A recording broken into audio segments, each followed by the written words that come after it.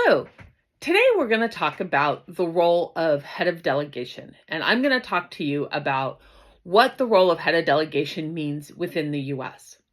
So within the U.S., the role of the head of delegation is typically the person that is serving as the chair of the mirror committee for JTC1. As head of delegation, my role is to carry forward the U.S. positions that have been agreed upon into the JTC1 plenary.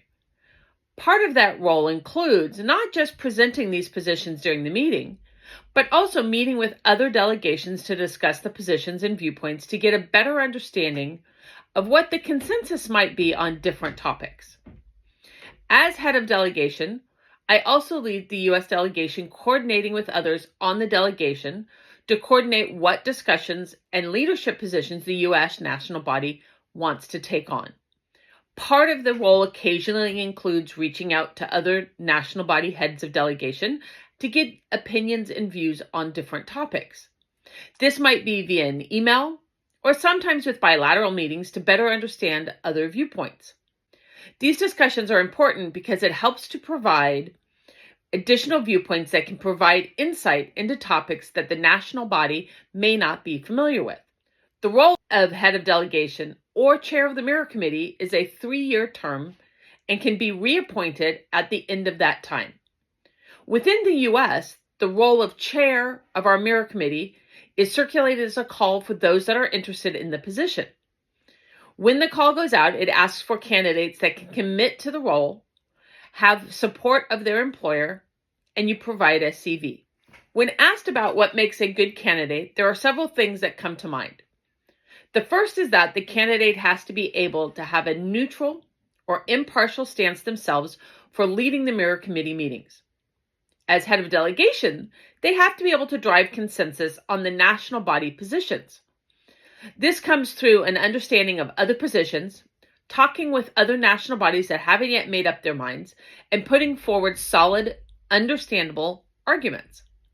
Many times this may require understanding where a compromise can be made and where the line is for what is not to be compromised.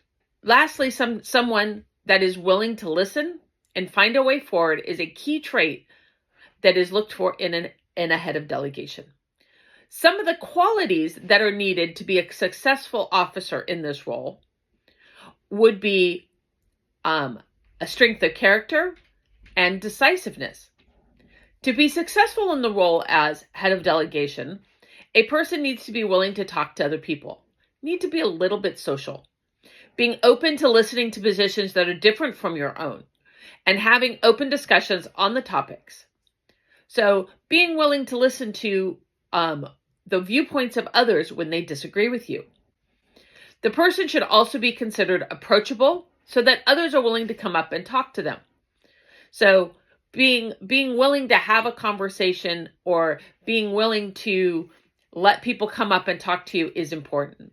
The head of delegation should also be clear on the positions of the national body and know where there are some negotiating points and can be part of the discussion.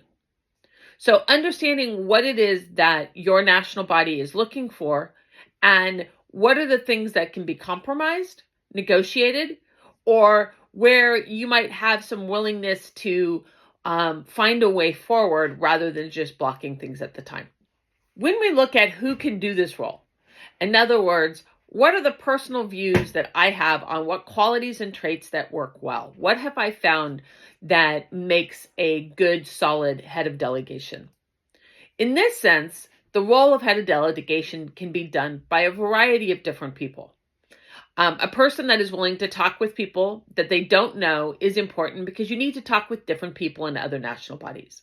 One of the things that I look for and that I do as a head of delegation is that I go about and I am willing to go and talk to and meet new people that I haven't met before.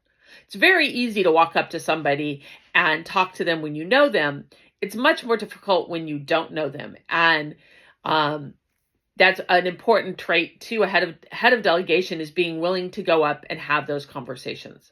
A good head of delegation is somebody that listens and is articulate on arguments is important. The reason that it's important that they listen is they have to hear what other people are saying.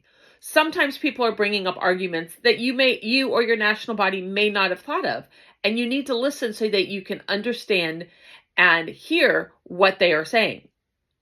The reason that you need to be articulate in the arguments is because many times people have many different languages that they speak. And if you speak too fast, not everybody's going to hear. If you're not articulate, they may not understand the argument, and you may lose the position because you haven't been clear on what that position is. Another trait that's important to be successful is the ability to find consensus. In other words, what can I bring to the discussion? Is there some place that there can be a compromise? Is there some place we can negotiate? Is there some place that we can find a way forward that we can then come to consensus so that we all ultimately get the answer that we need or the win that we need? The thing to think about compromise, many people look at compromise and they're like, oh, that's giving up our position. Compromise doesn't mean giving up on your position. It means you're willing to find a position that may be slightly different than what you went in with, but it still achieves the goal trying to be achieved.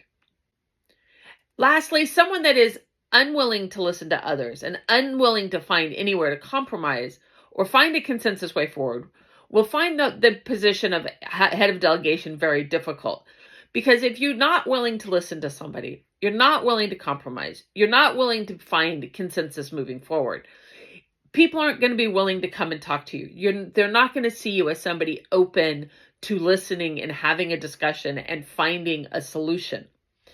Ultimately, the position of a head of delegation is to bring your national body positions forward, to bring forward where to compromise, where to negotiate, and ultimately to get your national body position and the intent of that national body position adopted as the position of the committee moving forward.